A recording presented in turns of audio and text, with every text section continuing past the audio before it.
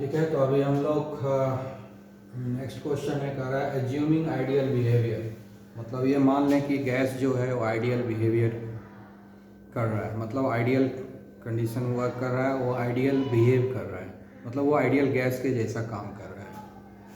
तो calculate the work done, तो हमको वर्क डन कैलकुलेट करना है। When 1.6 mole of water, 1.6 mole of water जो है इवॉपरेट कर रहा है। ठीक है, 1.6 मोल वाटर जो है इवॉपरेट कर रहा है, और इवॉपरेट कितने टेम्परेचर पे कर रहा है? 373 केल्विन टेम्परेचर पर इवॉपरेट कर रहा है। ठीक है, against atmospheric pressure of 1 atmospheric pressure. ठीक है, 1 एटमॉस्फेरिक प्रेशर है एक्सटर्नल प्रेशर, उस प्रेशर के ऊपर ये इवॉपरेट कर रहा है। तो वॉल्यूम तो बढ़ जाएगा, वाटर का जो भी वॉल्यूम हो, लेकिन जब वो वेपर बनेगा तो उसका वॉल्यूम जो है इंक्रीज कर जाएगा, यानी एक्सपांड कर जाएगा। तो यहाँ एक्सपांसन हो रहा है, तो वर्क डन जो है यहाँ नेगेटिव आएगा। ठीक है, क्योंकि वाटर क्या है, वो तो लिक्विड है, उसको जब हम हीट करेंगे तो वेपर में कन्वर्ट होगा, और वेपर में कन्वर्ट होगा तो उसका वॉल्यूम इंक्रीज करेगा। तो पहले वॉल्यूम हम लोग इनिशियल वॉल्यूम निकाल लेंगे वाटर का, और फिर उसको जब हीट करेंगे तो उसका वॉल्यूम इंक्रीज हो जाएगा, चेंज हो जाएगा। तो फिर फाइनल वॉल्यूम V2 भी निकाल लेंगे। फिर दोनों जब इनिशियल वॉल्यूम फाइनल वॉल्यूम मिल जाएगा तो फिर हम लोग कैलकुलेट कर लेंगे वर्क डन। बहुत आसान है। तो मेन तो काम यही है कि इनिशियल वॉल्यूम और फाइनल वॉल्यूम पता कर लें। ठीक है, क्योंकि वॉल्यूम दिया हुआ नहीं है। क्या दिया हुआ है? 1.6 मोल ऑफ वाटर। ठीक है ना, 1.6 मोल ऑफ वाटर। इसका वॉल्यूम कितना है ये पता कर लेंगे। ठीक है, तो मोल कॉन्सेप्ट से पता कर लेंगे कि इसका वॉल्यूम कितना होता है। ठीक है, okay.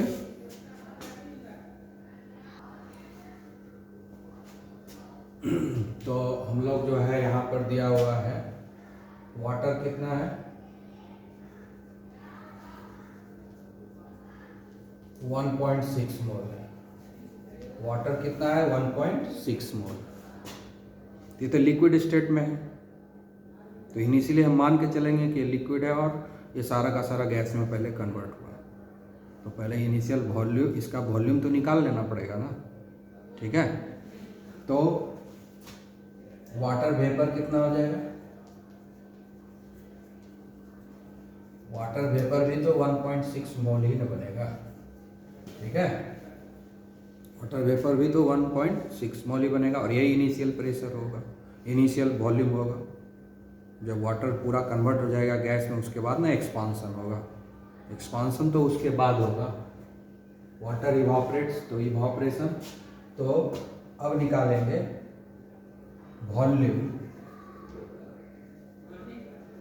Of water vapour.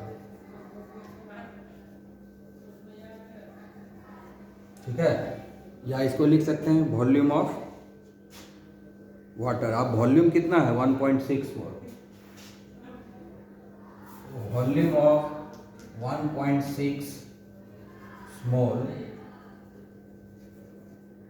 Water vapour.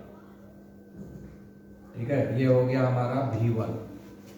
ये क्या हो जाएगा हमारा? V1। फॉर्मूला अभी तुरंत डिस्कस किए हैं, PV = nRT। तो उसी से हम लोगों को निकालना पड़ेगा। ठीक है, और टेम्परेचर तो कांस्टेंट है, 373 केल्विन ही है। ठीक है, तो यहाँ पर टेम्परेचर में कोई डिफरेंस नहीं आ रहा है, तो यहाँ पर हम लोग लिख लेते हैं T = 373 केल्विन। ये कांस्टेंट है। एक्सपांसन से पहले, एक्सपांसन के बाद हर समय जो है 373 केल्विन के ऊपर टेम्परेचर कर रहे हैं। ठीक है, तो T हमारा जो है 373 है। तो हम लोग निकाल लेते हैं volume of 1.6 mole of water. तो क्या होता है? PV = nRT। तो V = nRT/P। अभी जस्ट कैलकुलेट किए लास्ट एग्जाम्पल में, nRT/P। ठीक है, यही फॉर्मूला से निकलेगा। तो यहाँ पर देखिए n का वैल्यू कितना है? n क्या है? Number of moles. तो कितना वाटर है? 1.6 मोल। ठीक है, उसके बाद मालूम है यहाँ पर जो है प्रेशर है 1 atmospheric pressure. Pressure 1 atmospheric pressure, यानी प्रेशर एटमॉस्फेरिक प्रेशर में है। तो R का वैल्यू क्या बिठाएंगे? बता दिए थे 0.082। यही बिठाएंगे, ठीक है। 082 या 081 यही बैठता है, ठीक है। जब भी प्रेशर होता है 1 एटमॉस्फेरिक प्रेशर, टेम्परेचर कितना हो गया 373 केल्विन, और प्रेशर है यहाँ पर 1 एटमॉस्फेरिक प्रेशर दिया हुआ है। 1 एटमॉस्फेरिक प्रेशर पे ही ना वेपर बन रहा है। वाटर जो लिक्विड में है वो वेपर में कब बन रहा है, 1 एटमॉस्फेरिक प्रेशर पर, ठीक है। तो ये होगा, इसको जब हम कैलकुलेट करेंगे, ठीक है, तो कैलकुलेट करेंगे तो फाइनली कैलकुलेट होकर के आएगा 48.93 लीटर। ये कितना आएगा 48.93 लीटर, ठीक है, 48.93 लीटर आएगा। तो ये हमारा V1 मिल गया। अब हमको V2 भी निकालना होगा ना, ठीक है। तो V2 भी निकालना पड़ेगा। तो V2 कितना होगा, V1 और V2,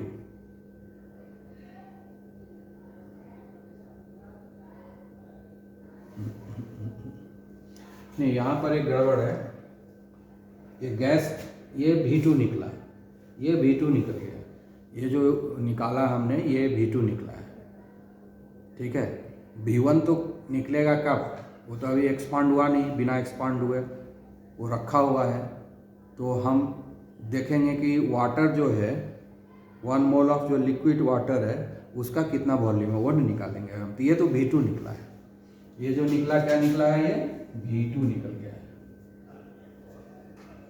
ये V2 निकला है, ठीक है। वाटर कितना है 1.6 मोल, तो वाटर वेपर भी हो जाएगा 1.6 मोल। वाटर जब 1.6 मोल है तो जब इसका वाटर वेपर बनेगा, ठीक है, तो वो भी 1.6 मोल ही होगा। और जब वाटर वेपर बनेगा तो एक्सपांड कर जाएगा। तो 1.6 मोल वाटर जब वाटर वेपर में कन्वर्ट होगा तो उसका वॉल्यूम क्या होगा वो हमने निकाल लिया, ठीक है। तो volume of 1.6 mole water vapour, ये V2 हुआ फाइनल। V1 तो हो गया जो ये लिक्विड स्टेट में है, वो V1 होगा। इनिशियल वॉल्यूम कौन होगा, जब वाटर एज ए लिक्विड है।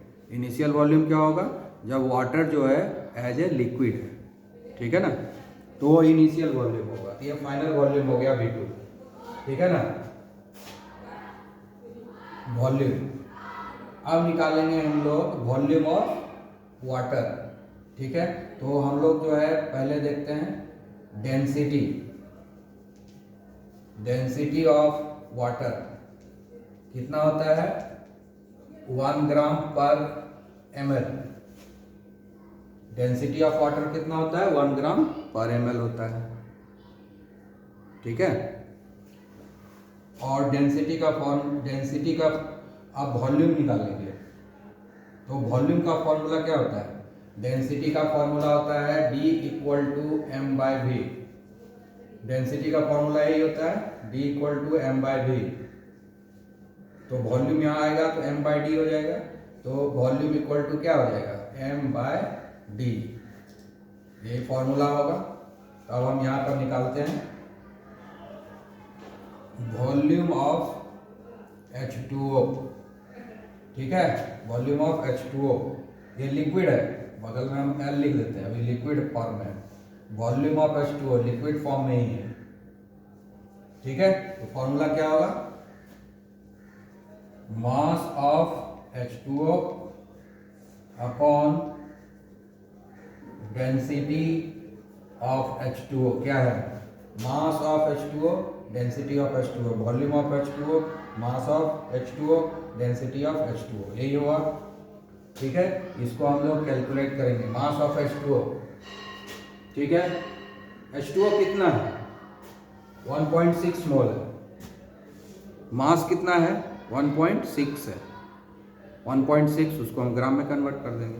मास ऑफ H2O 1.6 मोल है, ठीक है। तो H2O का मास निकाल देते हैं, तो यही लिख देते हैं 1.6 इंटू मास कितना हो जाएगा, मास ऑफ H2O तो 1.6 मोल है, ठीक है। और डेंसिटी कितना हो गया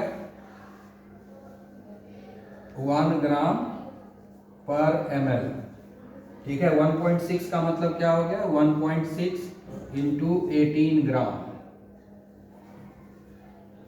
डिवाइडेड बाय 1 ग्राम पर ml। अब 1.6 को 18 से मल्टीप्लाई क्यों किए, क्योंकि वाटर के 1 मोल का मास कितना होता है, या हम इसको कैलकुलेट ही कर देते हैं तब बिठाएंगे यहाँ। ठीक है, ये V2 निकल चुका है। ठीक है, चलिए, number of mole of water कितना है, 1.6 मोल। इसलिए मास ऑफ वाटर कितना हो जाएगा, 1.6। एक लाइन और लिखते हैं यहां पर पहले,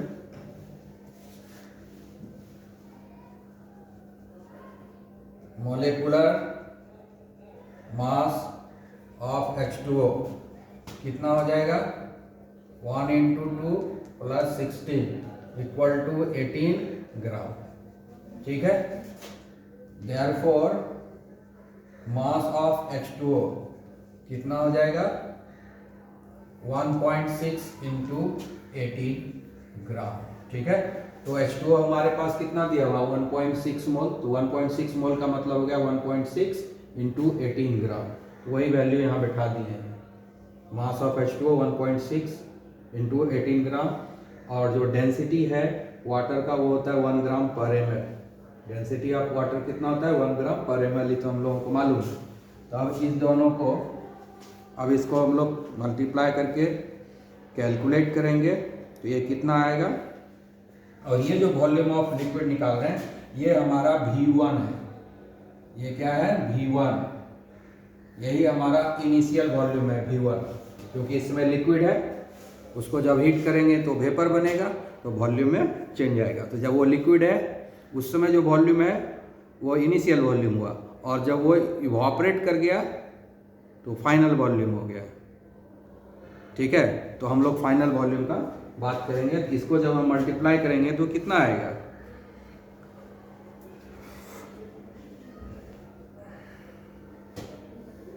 देखिए अभी भी यहाँ पर वॉल्यूम है 1.6 इंटू 18, तो आएगा ग्राम ग्राम कैंसिल हो जाएगा, आ जाएगा 1.6 इंटू 18 ml।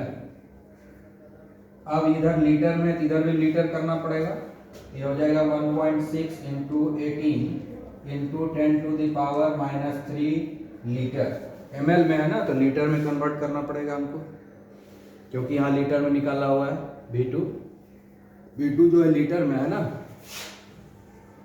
V2 लीटर में है, तो हमको इसको भी लीटर में कन्वर्ट करना होगा।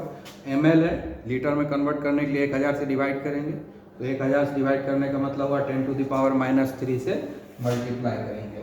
इसको जब आप कैलकुलेट कीजिएगा तो फाइनली कितना आएगा, ये आ जाएगा 0.02 88 लीटर। तो V1 और V2 मिल गया, तो हम लोग वर्क डन निकाल सकते हैं। ठीक है, तो हम लोग यहाँ पर मिटाते हैं और वर्क डन निकालेंगे। V1 यहाँ निकला है, V2 यहाँ लिखा हुआ है। ठीक है, तो हम लोग अब वर्क डन निकालते हैं। तो ये भी तो इरिवर्सिबल वर्क डन ही है। External pressure delta V। ठीक है, यही बन रहा है। तो अब यहाँ पर देखेंगे कि प्रेशर कितना है। प्रेशर यहाँ पर भी 1 एटमॉस्फेरिक प्रेशर ही है, इसलिए आसान है उसको बिठाना। ये 1 एटमॉस्फेरिक प्रेशर, और डेल्टा V क्या हो गया, V2 माइनस V1। ये हो गया -1 atm। V2 हो गया कितना, 48.93 माइनस V1 हो गया 0.0288 लीटर। ठीक है, तो अब इसको कैलकुलेट करेंगे तो आ जाएगा 48.90। ये अप्रॉक्सीमेटली 0.03 ले सकते हैं ना, 0.03। ये 0.0288 है, इसको ये जो 0.02 है इसको 0.03 ले सकते हैं ना, 0.03 ले लेंगे, 0.02288 तो क्या हो जाएगा, आसान हो जाएगा। तो आ जाएगा 48.90, 0.03 यहाँ बिठाएंगे, 3 कैंसिल हो जाएगा, इसके बदले 0 आएगा, ठीक है ना। तो 48.90 लीटर एटीएम, ये हमारा वर्क डन हो गया, ठीक है। इसको अगर हमको जूल में कन्वर्ट करना है तो -48.90 इंटू 101.3 से मल्टीप्लाई करेंगे, ठीक है। एक्चुअल लेना है तो 325 जूल होता है, ठीक है। 0.3 भी रख सकते हैं। अब इसका काम हो गया, हटाइए, माइनस किए थे ना, ठीक है। अब इसको जब मल्टीप्लाई कर देंगे तो आ जाएगा 4954 माइनस 4954.8 जूल, यही आंसर होगा। किलो जूल में कन्वर्ट करना है तो 1000 से भाग दे देंगे, ठीक है। तो इस तरीके से जो है ये न्यूमेरिकल बन गया, इसको आप लोग अच्छे से तैयार करेंगे, ठीक है।